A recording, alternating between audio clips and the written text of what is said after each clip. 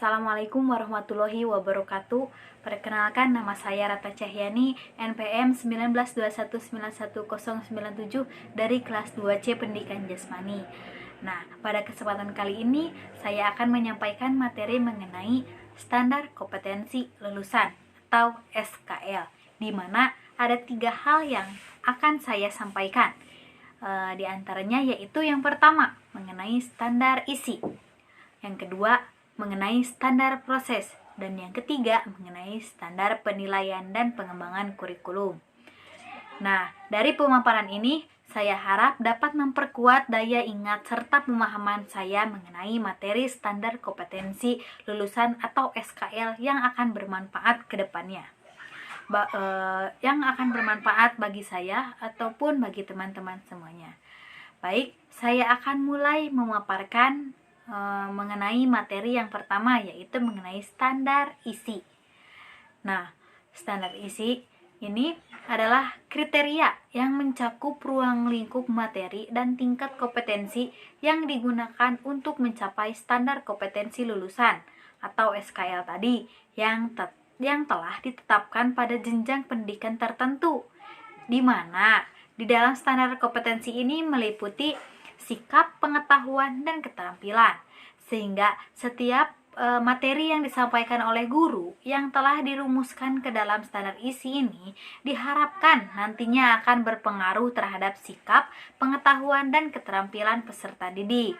Nah, dalam standar isi ini mempunyai tujuan, yaitu meningkatkan kualitas pendidikan melalui pengembangan potensi peserta didik yang sejalan dengan perkembangan ilmu pengetahuan, kemajuan teknologi, seni, dan budaya, sehingga diharapkan bisa mencapai tujuan pendidikan nasional. Nah, fungsi standar isi ini juga sebagai acuan guru saat memberikan materi dalam kegiatan pembelajaran. Nah, selain itu juga manfaat standar isi ini adalah memudahkan pengembangan kurikulum untuk merumuskan kurikulum yang sesuai di tiap jenjang pendidikan. Dalam menyusun standar isi untuk pendidikan dasar dan menengah, itu ada 2 hal yang harus diperhatikan, yaitu tingkat kompetensi dan kompetensi inti. Di mana tingkat kompetensi itu berarti menunjukkan kompetensi yang harus dilalui di tiap jenjang pendidikan, seperti tingkat kompetensi pendidikan anak meliputi jenjang pendidikan TK atau RA. Di tingkat kompetensi pendidikan dasar meliputi jenjang pendidikan SD, MI, SDLB atau paket A. Kemudian SMP, MTS, SMPLB atau paket B. Dan di tingkat kompetensi pendidikan menengah itu meliputi jenjang pendidikan SMA, MA, SMALB atau paket C. Nah, kemudian ada kompetensi inti. Nah, kompetensi inti ini adalah kompetensi yang bersifat generik dan terdiri dari 4 dimensi yang menjadi referensi dari 4 sikap, yaitu sikap spiritual, sosial, pengetahuan, dan keterampilan.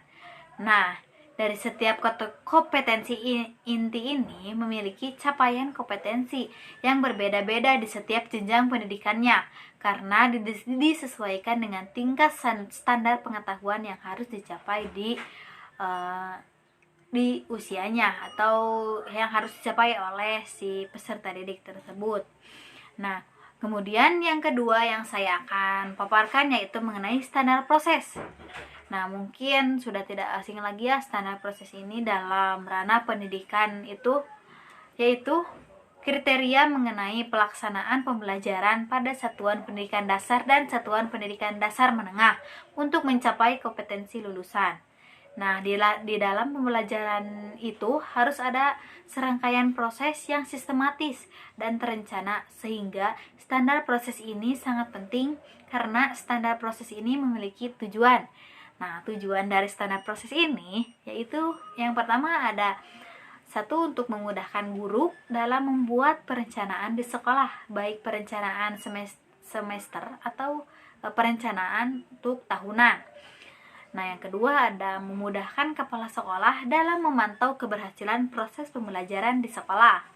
Yang ketiga ada mengarahkan proses belajar peserta didik agar mencakup pada tujuan akhir yang hendak dicapai, yaitu standar kompetensi lulusan atau SKL tadi ya. Nah, sedangkan fungsi dari standar proses ini yaitu yang pertama, mengendalikan proses pendidikan yang berjalan melalui pembelajaran untuk meningkatkan mutu atau kualitas pendidikan tentunya ya. Nah, adapun yang kedua, alat untuk mencapai program yang telah direncanakan oleh tiap instansi pendidikan. Yang ketiga, menjadi acuan bagi guru untuk merencanakan, membuat dan mengimplementasikan semua program-programnya ya. Nah, sedangkan manfaat dari standar proses ini yaitu memberikan manfaat yang cukup signifikan pada pembelajaran, yaitu di mana pembelajaran yang dilakukan oleh guru selalu terarah, efektif dan efisien, sehingga peserta didik bisa lebih mudah dalam mengimplementasikan ilmu yang didapatkannya. Dan yang ketiga, mengenai standar penilaian. Nah, dalam standar penilaian pendidikan ini adalah kriteria mengenai lingkup tujuan, manfaat, prinsip, mekanisme, prosedur, dan instrumen penilaian hasil belajar peserta didik yang digunakan sebagai dasar dalam penilaian hasil belajar peserta didik pada pendidikan dasar dan pendidikan menengah. Nah, selanjutnya dalam standar penilaian ini juga menjadi salah satu dasar perbedaan dari perubahan dan perkembangan kurikulum sebelumnya, seperti pada kurikulum KTSP ya. Pada KTSP 2006 ini, standar penilaian lebih dominan pada aspek pengetahuan dan penilaian yang menganut prinsip penilaian berkelanjutan dan komprehensif guna mendukung upaya memandirikan siswa untuk belajar, bekerja sama, dan menilai diri sendiri. Karena itu, penilaian dilaksanakan dalam kerangka penilaian berbasis PBK. Nah, sedangkan pada kurikulum 2013, dalam kurikulum yang sekarang ini, sistem penilaian yang digunakan adalah penilaian autentik, yang dimana penilaian autentik ini adalah pengukuran yang bermakna secara signifikan atas hasil belajar peserta didik untuk ranah sikap, keterampilan, dan pengetahuan secara terpadu. Nah, dalam penilaian hasil belajar oleh pendidik bertujuan untuk memantau dan mengevaluasi proses kemajuan belajar dan perbaikan hasil belajar peserta didik secara berkesinambungan. Nah, dari penilaian hasil belajar oleh satuan pendidik ini bertujuan untuk menilai pencapaian kompetensi lulusan secara nasional pada mata pelajaran tertentu, yang dimana di dalamnya melakukan penilaian itu tentunya tidak sembarangan, karena harus memiliki prinsip penilaian, yaitu diantaranya sahih, berarti penilaian didasarkan pada data yang mencerminkan kemampuan yang diukur. Selanjutnya yang kedua, objektif, berarti penilaian didasarkan pada data, prosedur, dan kriteria yang jelas, tidak terpengaruhi oleh subjektivitas penilai. Nah, yang ketiga ada adil. Nah, adil ini berarti penilaian tidak menguntungkan atau merugikan peserta didik karena karena si peserta didik ini berkebutuhan khusus contohnya, serta perbedaan latar belakang dalam agama, suku, budaya, adat istiadat, status sosial, ekonomi, atau gender ya. Yang keempat ada terpadu, berarti penilaian merupakan salah satu komponen yang tak terpisahkan dari kegiatan pembelajaran. Nah, yang kelima ada terbuka, berarti prosedur penilaian, kriteria penilaian, dan dasar pengambilan keputusan dapat diketahui oleh pihak yang berkepentingan. Yang keenam ada menyeluruh dan berkesinambungan, berarti penilaian mencakup semua aspek kompetensi dengan menggunakan berbagai teknik penilaian yang sesuai untuk memantau dan menilai perkembangan kemampuan peserta didik. Nah, yang selanjutnya ada sistematis, yaitu berarti penilaian dilakukan secara berencana dan bertahap dengan mengikuti langkah-langkah yang baku. Yang selanjutnya juga ada beracuan kriteria. Beracuan ini berarti penilaian didasarkan pada ukuran pencapaian kompetensi yang ditetapkan.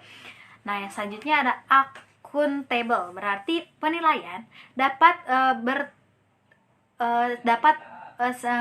bermekanisme atau berprosedur ya. Nah, dari penilaian hasil belajar oleh pendidik itu dilakukan dalam pengamatan atau penugasan dan atau bentuk lainnya yang diperlukan. Nah, dalam penilaian hasil belajar oleh pendidik juga digunakan untuk yang pertama mengukur dan mengetahui pencapaian kompetensi peserta didik. Yang kedua, memperbaiki proses pembelajaran. Yang ketiga, menyusun laporan kemajuan hasil belajar harian, tengah semester, akhir tahun, dan kenaikan kelas. Nah, dalam rangka perbaikan atau penjaminan mutu pendidikan, maka satuan pendidikan menetapkan kriteria ketuntasan minimal serta kriteria atau kenaikan kelas peserta didik. Nah, penilaian hasil belajar oleh pemerintah ini dilakukan dalam bentuk UN atau ujian nasional atau bentuk lainnya yang diperlukan. Nah, dalam penilaian hasil belajar oleh pemerintah ini dalam bentuk ujian nasional, contohnya digunakan sebagai dasar untuk yang pertama pemetaan mutu program dan atau satuan pendidikan. Yang kedua, pertimbangan seleksi masuk ke jenjang pendidikan berikutnya. Nah, yang ketiga ada pembinaan dan pemberian bantuan kepada satuan pendidikan dalam upayanya untuk meningkatkan mutu pendidikan. Sekian mungkin pemaparan dari saya. Terima kasih atas perhatiannya dan mohon maaf apabila masih banyak kesalahan dalam penyampaiannya. Wabillahi taufiq wal hidayah. Wassalamualaikum warahmatullahi wabarakatuh.